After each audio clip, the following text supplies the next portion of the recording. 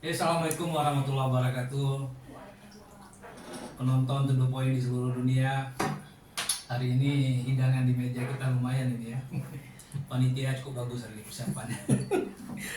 Baik, saya hari ini senang sekali hadir bersama kita seorang tokoh politisi ada di Aceh ya, yang bernama Desi Anara Deski ya. Udah pas tuh bacaan saya? Sudah pas. Ya, Pak. Takutnya salah nanti digugat pula. Biasa dipanggil dengan Anara. Anara Sultan ya. Saya panggil nama aja ya, Anara. Iya, Ya. boleh Anara saja. Karena kan saya lebih muda gitu.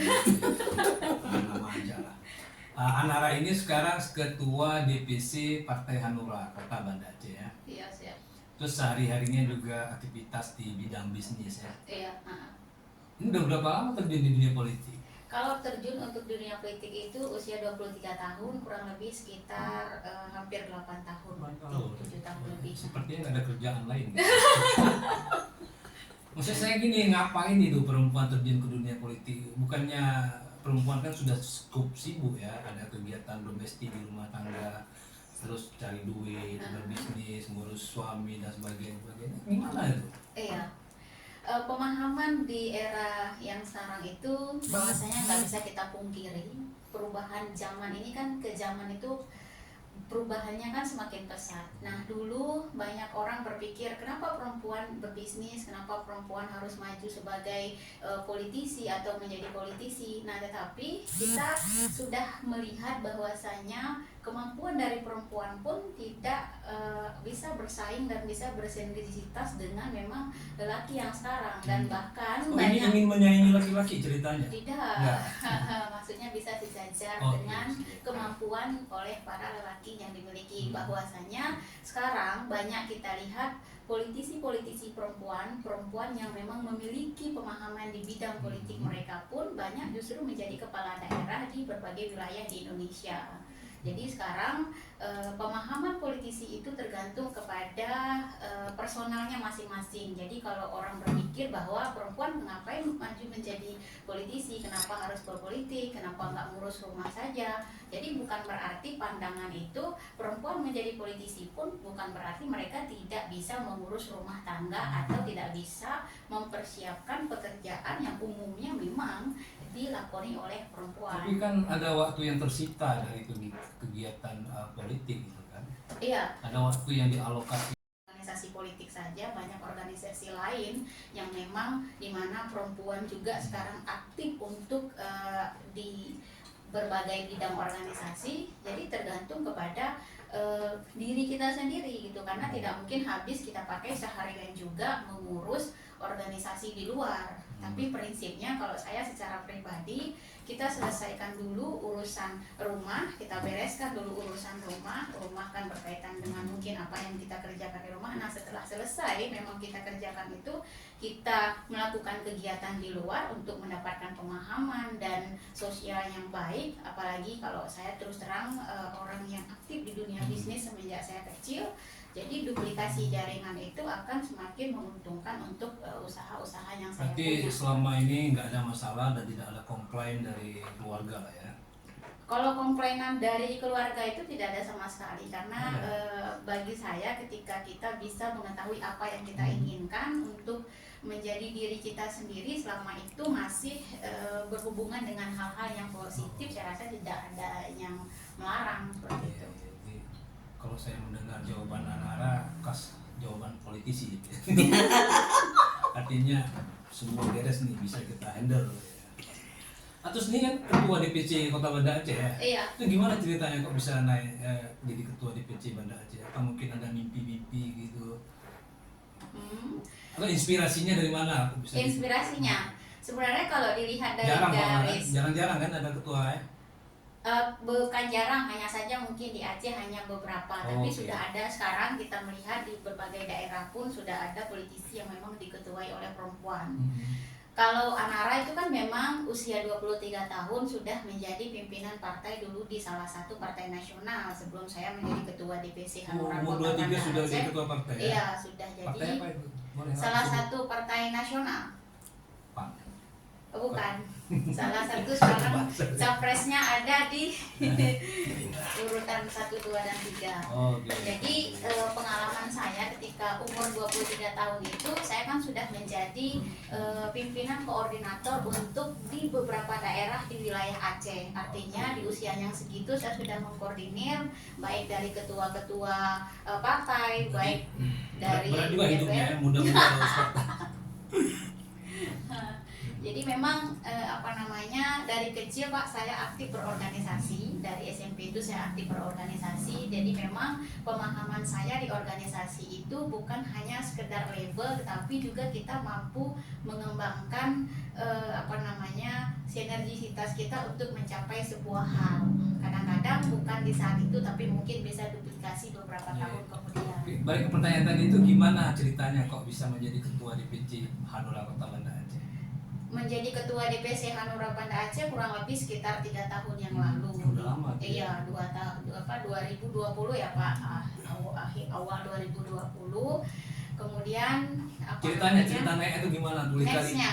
Enggak, cerita naik menjadi ketua DPC di kalikunya kan. Iya. Setahu saya orang tuh untuk naik jadi ketua partai itu kan macam lah ya. Iya. Ada uang maharnya mungkin Iya. atau ada lobby sana lobby sini. Nah, Hanura sendiri kan ini kan dunia yang keras nih. Iya. Gimana tuh ceritanya? Nah, kalau Anara kan memang kita dilamar Pak dari partai sendiri. Oh, jadi kita beda. terpilih secara aklamasi. Aklamasi.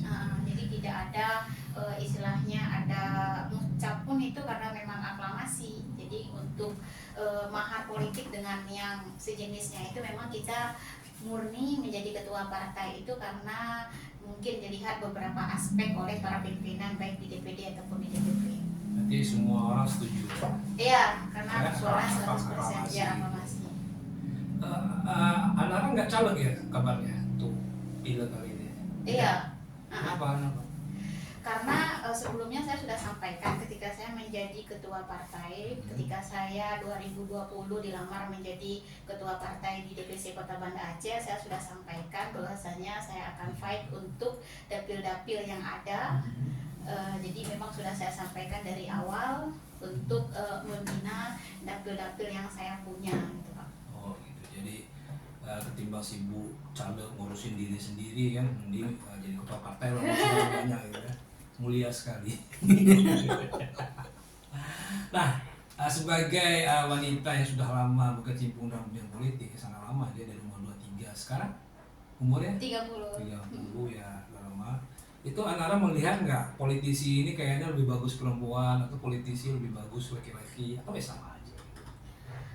Bagus perempuan dan laki-laki menurut saya sama saja karena pada prinsipnya perempuan juga bisa menjadi leader dan laki-laki pun bisa menjadi leader.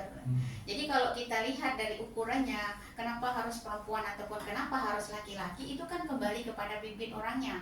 Banyak juga pimpinan yang laki-laki misalkan mereka juga tidak bisa mengkoordinir timnya, banyak juga laki-laki yang juga tidak berhasil dalam mengurus organisasi mereka. Nah kalau perempuan pun mungkin kalau dulu kan pemahaman orang kenapa harus perempuan, terutama misalnya di Aceh bahwasanya pemahaman tentang perempuan itu masih berkaitan dengan syariat mungkin karena kita tahu bahwa Aceh kental dengan keagamaan dan syariatnya.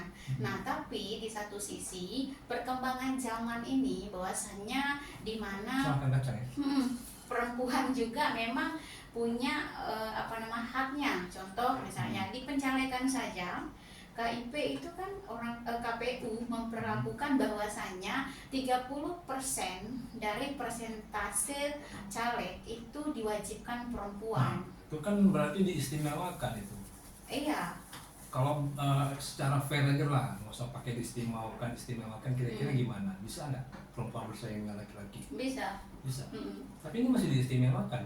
Iya, diistimewakan itu bukan berarti tidak bisa bersaing kalau persepsinya dari Anara sendiri. Jadi sebenarnya kualitas itu kan tidak dijamin oleh baik laki-laki ataupun perempuan, tetapi kepada personalnya masing-masing. Banyak juga perempuan yang memang memiliki kualitas dan kuantitas, mereka siap bersaing baik di dunia politisi, bisnis dengan yang lain-lain.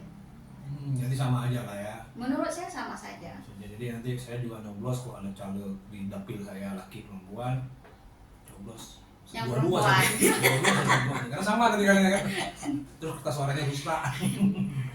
Nah, kan di politik itu katanya biayanya tinggi ya. Iya. Itu yang dimaksud biaya tinggi di politik itu apa?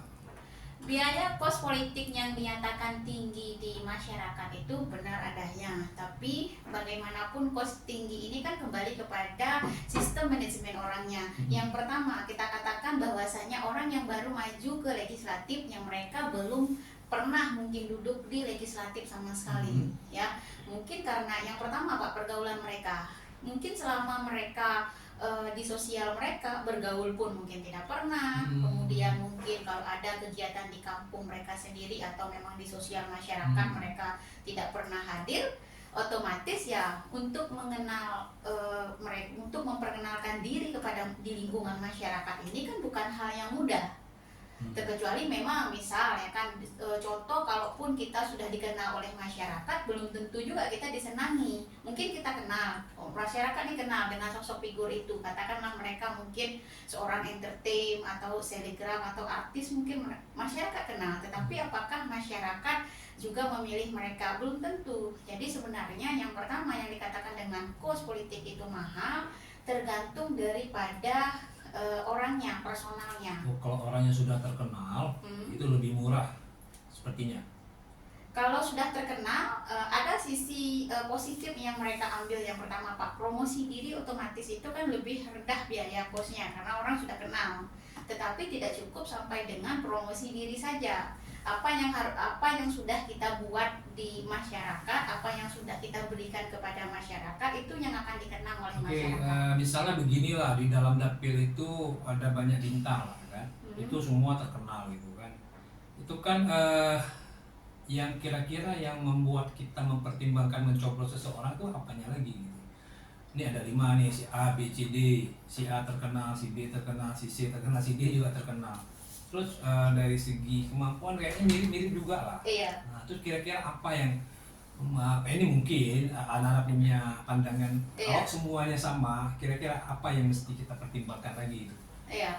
Kalau memang semuanya sama, kita katakan tadi bahwasanya 5 dapil 5 orang dengan kemampuan mungkin Satu dengan dapil ketenaran, ada 5 orang. Iya, katakan satu dapil ada 5 orang dengan memiliki kapasitas yang sama mungkin. Nah, yang pertama otomatis kan setiap orang kan punya programnya ke depan itu seperti apa gitu Pak. Janji-janji mungkin kepada masyarakat atau visi misi mereka kepada masyarakat.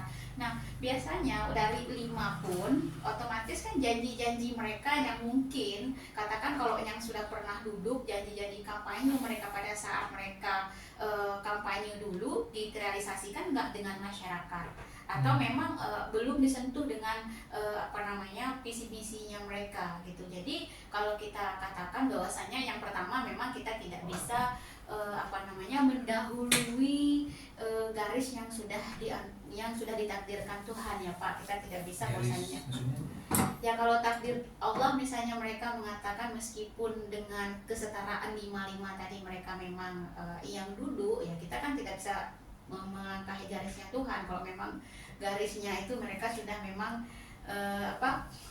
kan ada bahasa bahwasanya rezeki itu kalau memang sudah dititipkan untuk kita, walaupun bagaimanapun rezeki itu kan tetap kembali kepada kita, tetapi juga kita tidak bisa rezeki itu menghampiri kita tanpa harus mengambil dan mengupayakan itu untuk kita sendiri seperti itu. Maksudnya ya selain berusaha ya udahlah calonnya pasrah gitu ya.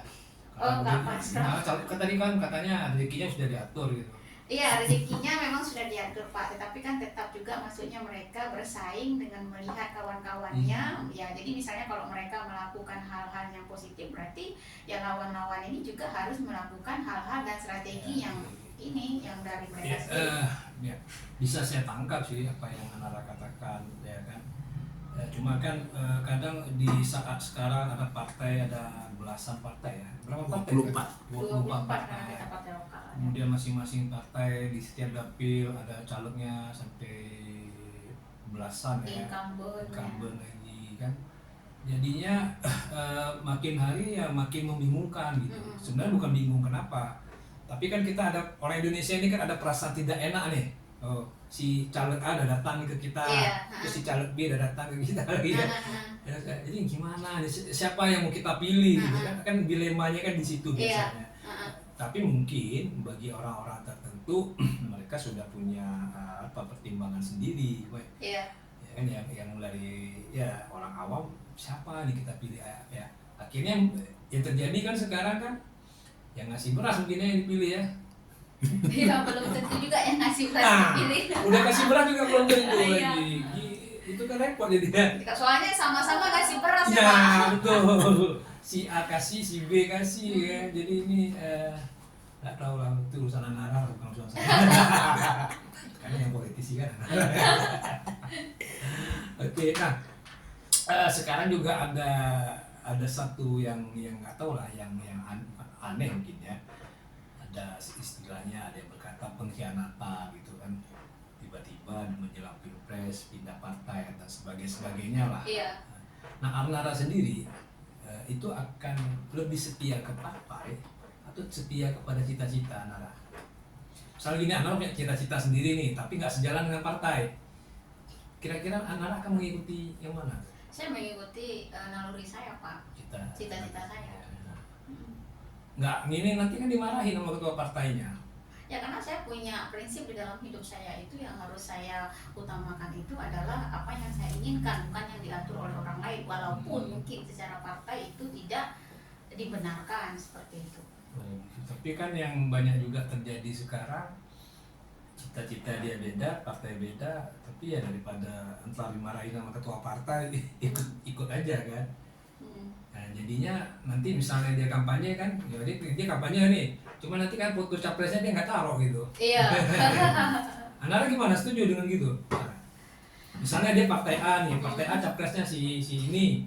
Nah, tapi karena dia punya cita-cita, dia nggak dukung partai ini, dia nggak mau kampanye kan capres dia itu, capres dari partainya itu. Iya, kalau pemahaman saya Pak, otomatis itu kan setiap daerah ini kan punya basis yang berbeda-beda ya, bahwa bahasanya Aceh, Jawa dengan daerah-daerah lain, otomatis ini kita kan punya budaya dan memang keagamaan yang kental. Bahwasanya mungkin saya tidak katakan karena memang isu itu kan isu yang sensitif, tetapi ya kalau saya menyampaikan bahwasanya nih misalnya kayak caleg ataupun yang mereka memang berperang, yang difokuskan itu kan diri mereka juga Pak sendiri, karena mereka bertarung, mereka mencalonkan diri itu ya keinginannya buat menang. Jadi saya sampaikan bahwasanya fokus dulu ke diri sendiri, baru untuk orang lain.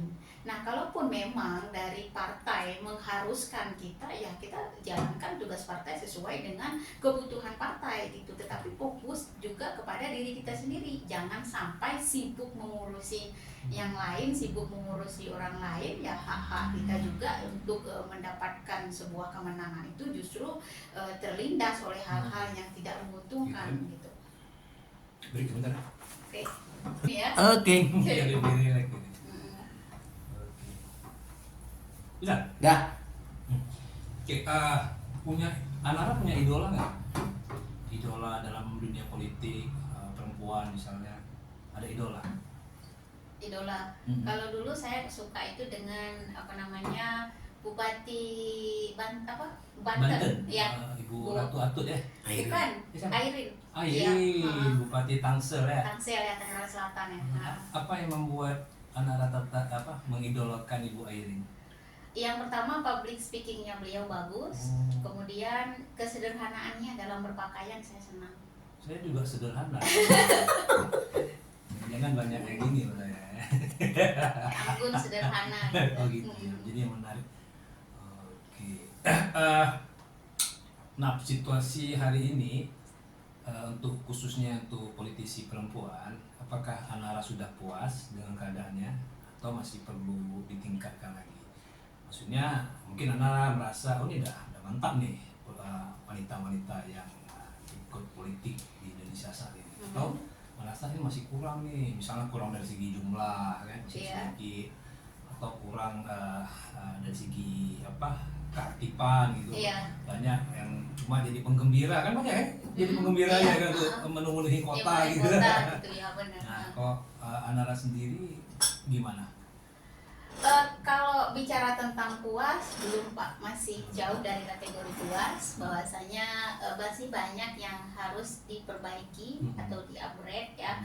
Termasuk dari diri Anara sendiri pun masih banyak sekali perubahan-perubahan, atau memang yang dari Anara pun masih banyak kekurangan yang memang kedepannya itu masih perlu ditingkatkan juga gitu. Karena untuk bersaing ini kan memang sama seperti kita belajar yang tidak pernah ada habisnya. Gitu ya. Kira-kira apa yang perlu ditingkatkan dari para politisi perempuan? Iya, yang perlu ditingkatkan masih banyak hal, terutama Coba kalau sebutin sekarang satu atau salah dua. satunya bagaimana perempuan ini lebih aktif di lingkungan masyarakat, baik dari kegiatan sosial, kan bisa masuk dari UMKM untuk perekonomian. Jadi tidak hanya serta-merta bahwasanya kami politisi tidak, tetapi juga bisa dilengkapi dengan masuknya kita sebagai label politisi itu dari perekonomian, bagaimana mengembangkan usaha-usaha kecil masyarakat di Punya berbagai peran lah macam gitu ya. sektor. Iya. Nah, kalau dulu kan sama kayak di Aceh, kita tahu bahwasanya Cut Nyak Dien berperang melawan penjajah dengan mengangkat senjata, bertumpah darah ya Pak. Jadi kalau sekarang konsepnya ini bagaimana kita membangun perekonomian masyarakat, membangkitkan usaha-usaha kecil masyarakat, baik di UMKM, industri-industri kecil yang kita angkat supaya perekonomian itu juga lebih berkembang seperti itu. Saya kok mendengar seperti seorang bakal calon wali kota. ada minat nggak kira-kira kalau nanti ada yang melamar Anara untuk jadi calon wali kota kah, atau calon wakil wali kota? Ada minat? Kalau minat sebagai politisi kita pasti punya minat Pak. Ya makanya kalau saya terus terang sebenarnya kan banyak teman-teman yang bilang, Anara kenapa sih nggak maju menjadi calon legislatif, karena memang dari dulu pun saya kalau maju ya saya mungkin majunya ke kepala daerah seperti itu. Ada keinginan. Kalau dari nama ini kan Anara ini dari Aceh Tenggara ya? Iya, aslinya Aceh Tenggara. Pingin jadi bupati Aceh Tenggara gitu? Pasti Pak. Ini boleh dicoba nih, nah kan nanti kan pemilu serentak ya. Setelah apa? Pileg duluan ya? Pileg dulu Pak, tahapannya di pileg dulu. Pilpres ya? Baru itu sekalian dengan pilkada dengan pilpres bersamaan. Pilpres sama pileg berbarengan.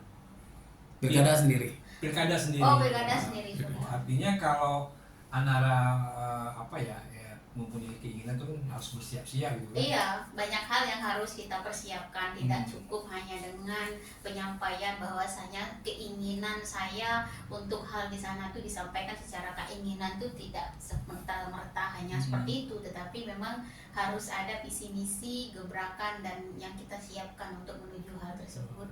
Untuk calon wali kota Banda Aceh kira-kira siap?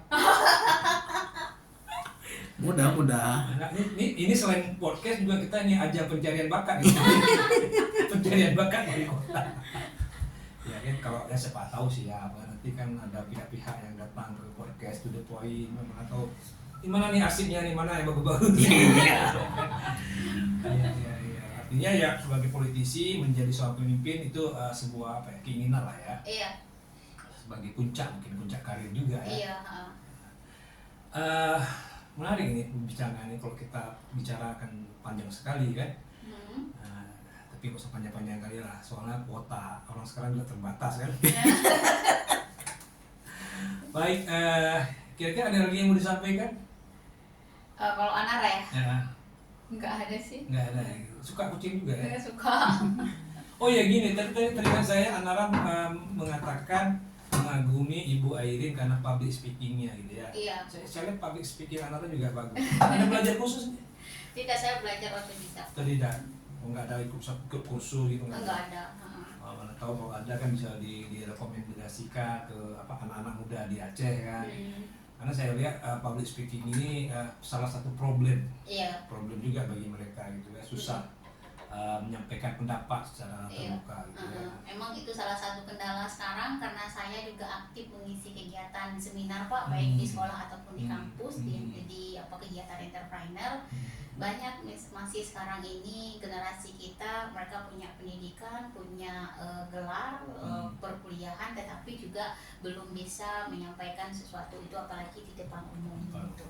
masih banyak hambatan lah ya. Iya, mungkin teori kan tidak sama dengan Iya. prakteknya ya Pak ya, karena teori tidak cukup kalau kita tidak mempraktekkan teori-teori yang kita dapatkan. Baik, terima kasih Desi Anara Deski sudah meluangkan waktunya ke tempat kami yang nggak seberapa ini. Ya, kami berterima kasih sekali lah ya, sebagai channel yang baru berdiri ya, tentu mengharapkan banyak kehadiran lah dari calon-calon narasumber kita ya. Oke, penonton To The Point, terima kasih sudah menonton. Kita ketemu lagi di lain kesempatan. Assalamualaikum warahmatullahi wabarakatuh. Waalaikumsalam warahmatullahi wabarakatuh. Diem dulu ya.